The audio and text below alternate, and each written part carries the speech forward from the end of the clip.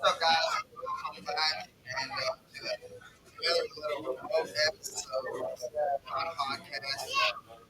We've got a local guy that I've been fortunate to know, I guess, for about 7, 8 years. This is the first time I actually met you and talked to you. And when I saw that you were making that venture to make it fishing as a profession, not just because you've been doing your guiding for years, as long as I can remember, you've been guiding. Let's talk about what we don't know. We do have Bassmaster Club. How does that sound? Bassmaster Classic. Bassmaster Classic. Cole stands with me. Coming Yeah, on. glad to be here. Let's talk a little bit about your getting to the classic because it's going to be your first classic. Yeah. And and I imagine that being able to see and make the cut, being able to go to the classic and be able to go to Tulsa, Oklahoma in March and be able to have the opportunity to be able to hold up the Grease Scott Trophy.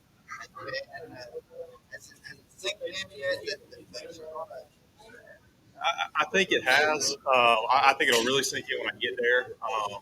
But it's really, I mean, just to be there is such an honor. It's the Super Bowl of basketball, so just very blessed, very fortunate to be there. It's one of the deals, it's not a points tournament, so you can just go into it. It's my first year making it, and it's all or nothing. It's that time of year. It's in March. They should be moving up, maybe staging, getting ready to spawn. So there should be a lot of fish that are shallow. Should be a great time of year to throw some big swim baits, which I like to do. So just want to go there and have fun. Being a rookie, I don't think a lot of people have a whole lot of expectations for me necessarily, which I like. I just go there, fish free, and I'm just going to enjoy every minute of it. and I mean, we're going to be there, and hopefully, we would like to be able to talk to you during media day. So we're going to try to, during media day, we want to do a little interview to kind of see. By the time we see you on media day, you've already been there this week, and so kind of see how the numbers and stuff and everything. I imagine everybody that we talk to in Knoxville, they're just like, just ready to get the water ready to get it going. But how was it being your rookie year last year? To how was it? Was that your goal to make it this to the classic this year? Or was it? Or were you just trying to just I just want to compete and trying to make a name for myself? Was your the whole year your mindset on I want to make it this? Well, I mean, absolutely. My goals going into the year, it was my first year fishing professionally. I mean, of course, I wanted to do good in every tournament, but I just wanted to take away a lot from every tournament. But my main goals going into the year were rookie of the year and making the classic. Which rookie of the year, the rookies killed it this year. We have I think 7 or 8 classic qualifiers, which is an insane statistic. But I started the year out. My very first tournament, I absolutely followed. So, starting the year out after that, I'm like, okay, for me to make the classic, I'm probably out of it for rookie of the year, maybe not, but I just need to be consistent. And that's the type of fisherman I want to be. I feel like that's how you make a career at it. Of course, the top tens will come as you stay consistent. But after that first bad tournament, I really had a pretty good year. I made checks in 7 of the 9 events.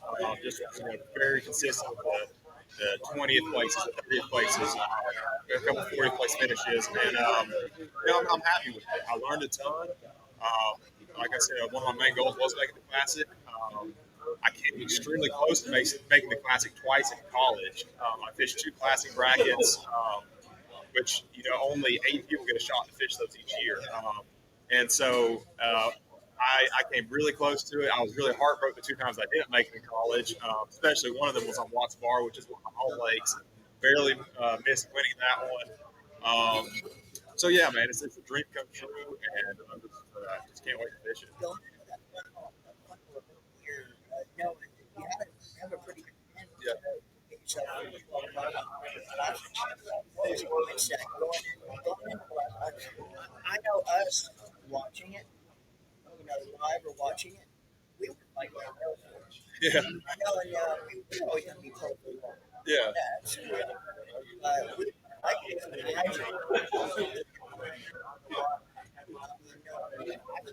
catch a moment. yeah. Yeah. So yeah, I mean, definitely going to that last event, I figured I needed a top 30, 35 finish somewhere in there to make it to be safe. And it was on the St. Lawrence River, great fishery.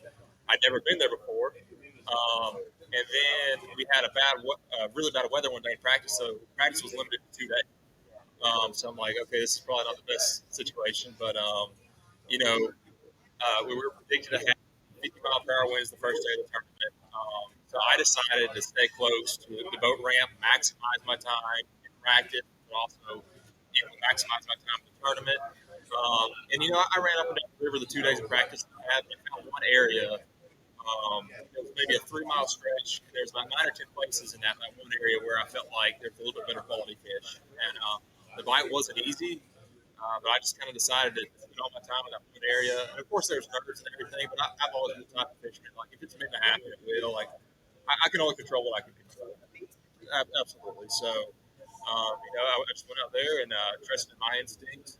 Trusted if the Lord wanted me to make it to the classic, it was going to happen. And if not, I got next year. I'm proud of myself this year for coming back like I did. But of course, I wanted to make a classic. And I think the most nervous part of it was when I finished the third day, and I knew I was in the classic at one point.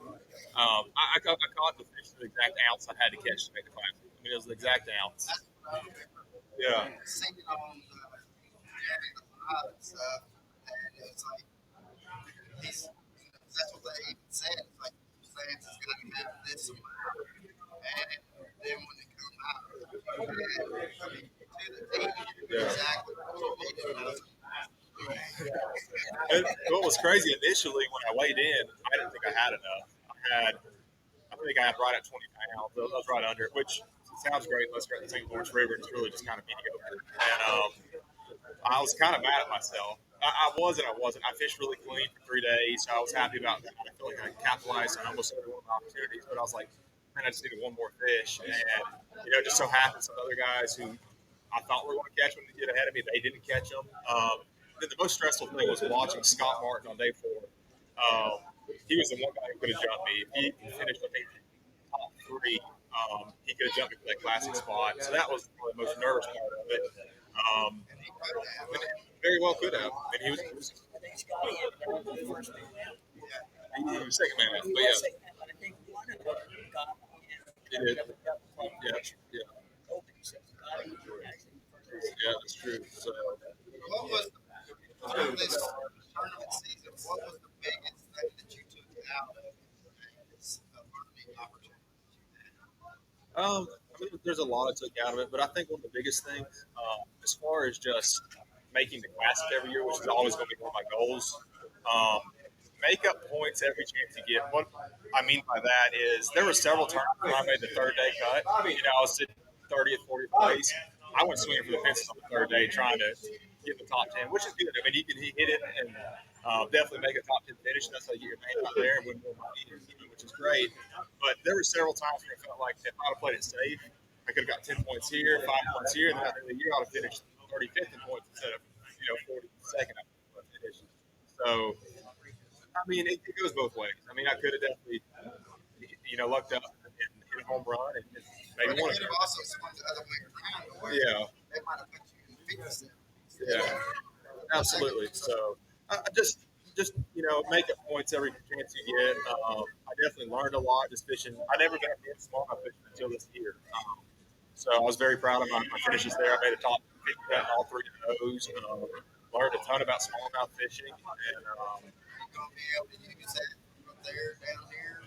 I think so. I mean, a lot of it's just being good with electronics and active target or live scope or whatever it is that you use. It's such a huge advantage. It helps you understand so much about fish behavior, and absolutely, that's one thing that definitely helped me. And one of the biggest things, actually, some of the stuff I learned down here, up there.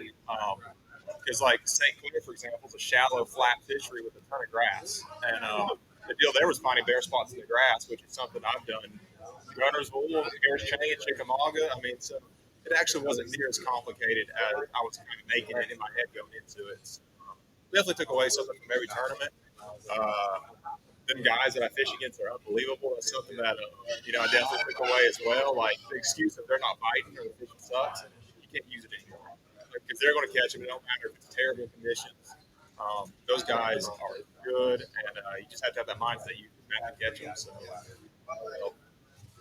like the fact that how you was talking, going late to 15, another question. How you talked about, all right, I found a 2 mile stretch that had 8 or 9 points on it where I knew that it was catching good quality fish.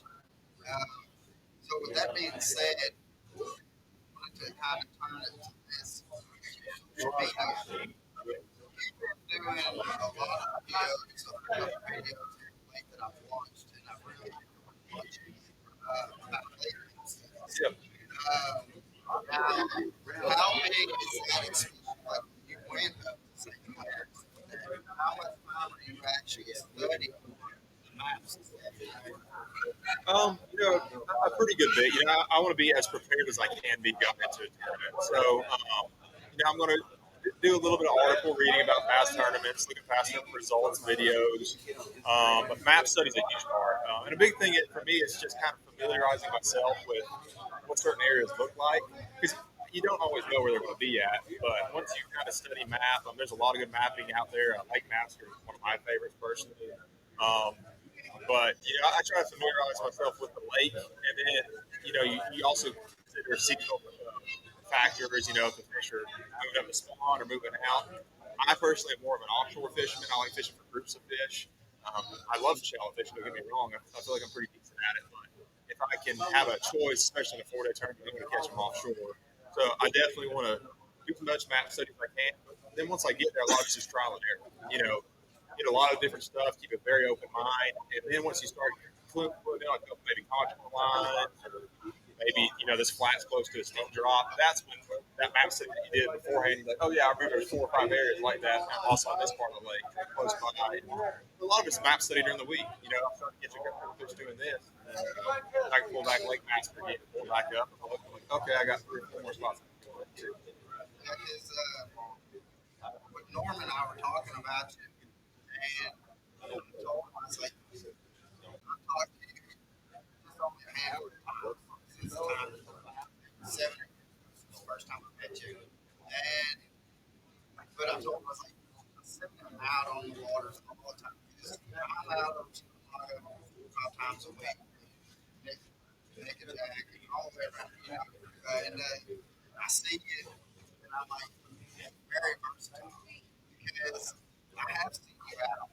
I have seen also being on the bank, also trying to, and but my thinking is that one that has helped you this past year to be able to be that versatile, especially going to different lakes and different scenarios and stuff that you never did seem like they have a camera on you or something like that. You never really seen that.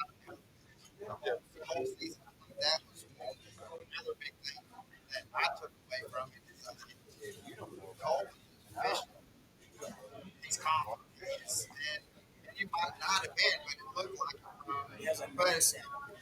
yeah, your mindset was confident, and also seeing you out on stuff, and I've seen you do both as wedge fishing offshore and up shallow outside. He's done it. I knew in that last tournament up shallow and stuff like that, I was like, he's gonna find it. And I if he can find the right size fish that he needs, I was like, he's comfortable. He just got to be able to find the fish. And I think that's you explain it well too, like in your YouTubes and stuff like that. When you're talking about the lake tips and stuff, like the movement and stuff, what you're looking for, how fish transition. Uh, so I want to say thanks. I mean, we're all time warriors because we're not willing to be out here trying to learn something new, trying to pick up, even if it's somebody that might not have as much time on the water as what you do, or somebody that's got 20 years on top of it. Then you're not out here willing to learn. You just go and just put the rock back on. And so, but your videos have helped also my studies, especially on here, the last videos that I've seen, and stuff. You would also do modifications and stuff like that. I really enjoy those interactions. It kind of makes it seem more personal. Instead of somebody sitting on people made it personal, but being in it, doing the modifications. So I want to say thanks to you on that social media. Uh, but we also want to ask you about guiding Yeah. because how long have you been doing guiding? So I think it'll be 3 years in January that I've got it, and I've loved it. I really enjoyed it. Coming out of college, I wanted to set myself up to fish professionally for one, so I wanted to do something that would allow me to set my own schedule. So started guiding. It does two things. One, allows me to make an income, which I enjoy that. Two, I really love teaching people how to fish too, and giving them confidence that they can go out and do it on their own. I mean, that's one of the biggest things that I can do. I love getting texts from my clients. Hey, took this that we did last week on Chick with you. Took to my home lake and had a great day. Caught 8 pounder, caught some nice fish. That's the most rewarding thing for me as a guy. I would say that's Yeah. his knowledge kind of, affecting other anglers. And they can take what you taught them back to their own body of water and kind of do it for their And then one last thing, it allows me to just have time on the water. And I feel like the more time you have in the water, the better you're going to be at fishing. That's what I even think that people really don't understand. They think, well, I go to the fitness qualified Thursday and then Saturday I'm out here fishing in the local tournament. But I mean, you've got 5 other days. I mean, you really don't, you don't have to be out there 7 days a week. But I mean, but you pretty much clearly have to be out there, especially if you're on top. That's one. I was gonna say that's one of the biggest questions we get asked to our like young school kids, what have you. How do you, how do you become a professional athlete? Yeah. Do it. And that's one thing that gets way too overlooked. These young kids have to figure it out. It doesn't matter if you even pick a boat at that. Go to your local fishing pole. Fishing just, you don't know how that's going to affect how much you can run just by doing that. Take that and when you do find it, be able to kind of expand the body of water for the fish. It's no different than any other sport. You got to practice to get better, to become.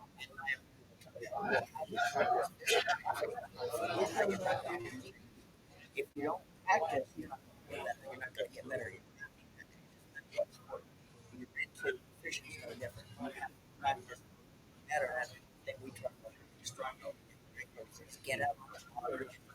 Doesn't matter even if you don't at that time. Those fish. You don't realize mentally pay attention to what you're doing. I mean, I learn something new every single time I go out. I mean, as much as I fish, I'm 27, I'm pretty young, but I still learn something new every day.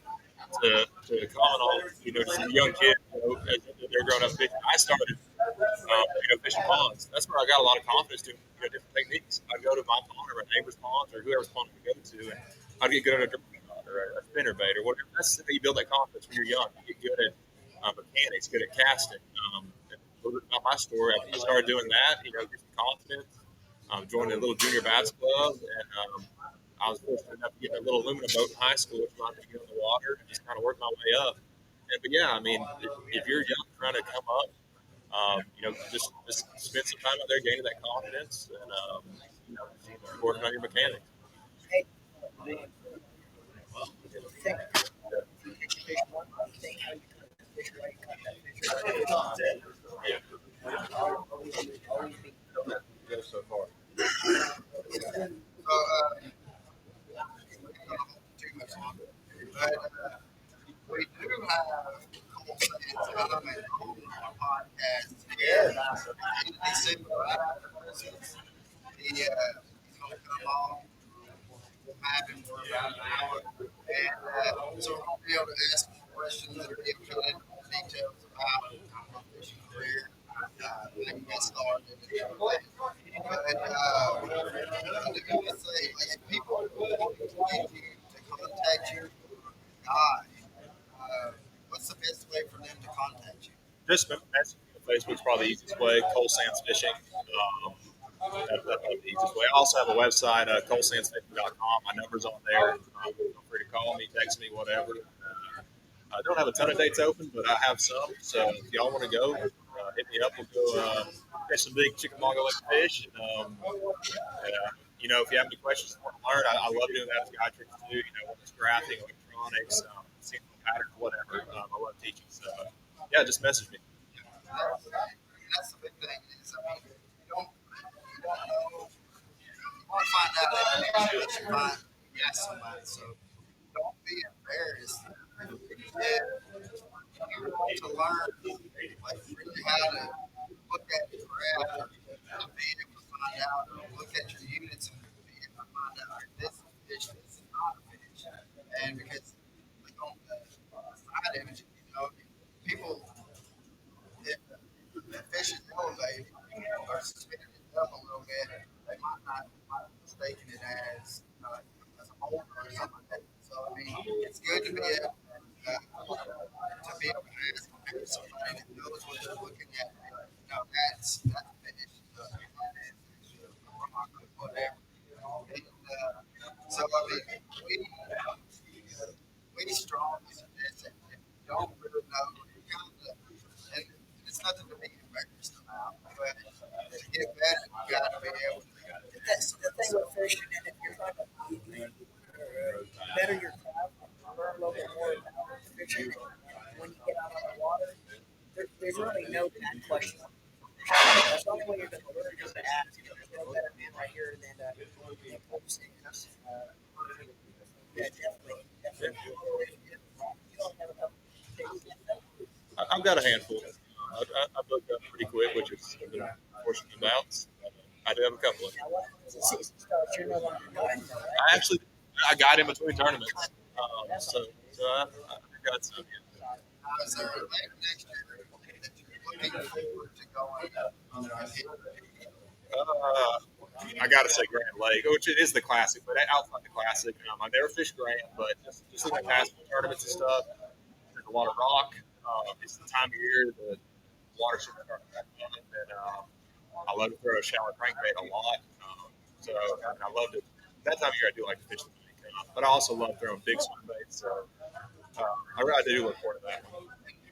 I think that it's right that you're right now. Water warming up, and I actually think that we might actually see better bags this next year than we see this year in Knoxville. Okay. You'll see Grand Lake's a good fishery. It's going to take probably 22 pounds of it. It's a good lake. It'll show out, and I think we're hitting. They've had two classics in Grand Lake before. One was high, muddy, cold water, and the other one was super cold water as well, like 36-degree water. I think this year is going to be up more than 50s. I think you're going to see some. I believe as well. The one thing though, we're looking forward to seeing you walk across that stage. Yeah, And we talked to other people, and they're saying that truck pulls you in. yeah, sure. But Coleman, congratulations on getting your brother, and we're looking forward to seeing you. Yeah. So, yeah, that's all right, guys. We're going getting off here. I've actually got it. And I know some of the next. Appreciate everybody coming along with us today. I think we had been 3 lives. So So, guys, have since last Thursday, 82nd, and some questions ready. And let's pick